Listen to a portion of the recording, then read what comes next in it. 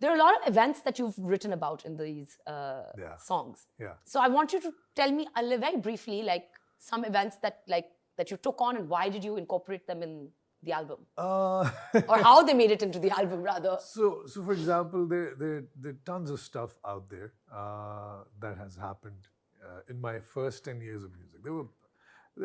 They were crazy. We were performing musician, always on the road, lots and lots of fun. So when the idea came to what are we writing about in this music? Because when I was in rock and metal, you are restricted by certain guidelines, or there are certain lines you can't cross. And you can't say really a lot of things in rock music. But this genre, when there was no genre, it just started making so much sense. And this is the dance genre. Yeah, it's a dance genre, and you could talk about anything or anyone or any small little experience. And there's a very fun line somewhere, and it goes like, "Boys mere pakke kache sare paraye ne, ni tu hi das kinu kinu toke karaye ne."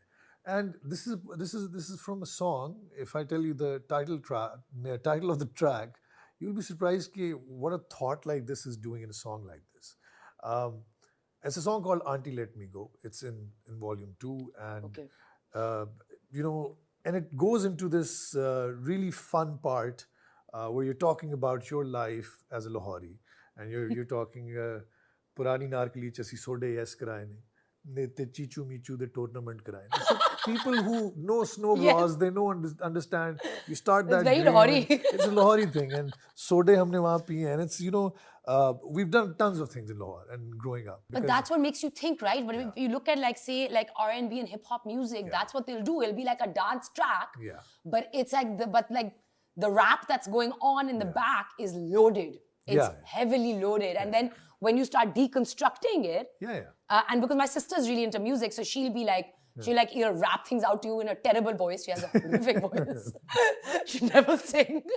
But she gets it. And then when she'll come out and explain it to me, and I'm like, oh, because I'm a novice when it comes to music. Okay, I'm like, it's one of my weaknesses. I mean, I'll appreciate good music, but I'm not a connoisseur of music. My sister is that for me.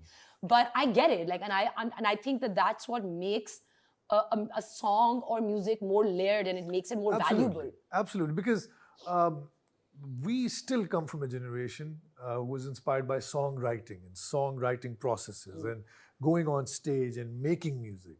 And whenever we write music now, that still plays a very important part.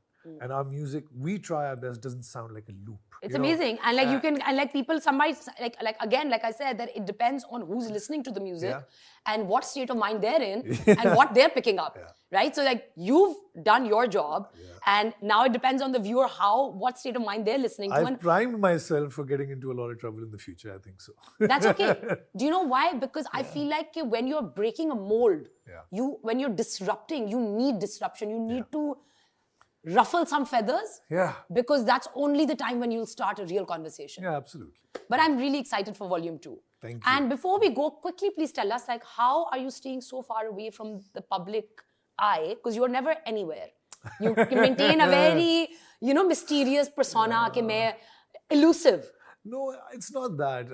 I'll say I'm lazy, to be very honest, and well, that's a lie.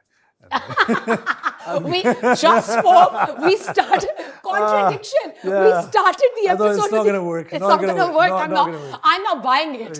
You're not buying it, and so all my friends and family who also take care of PR and stuff, they also complain about this, and they say I'm not as much in front of the camera as I should be, but I believe that I should be in front of the camera when I have something to say.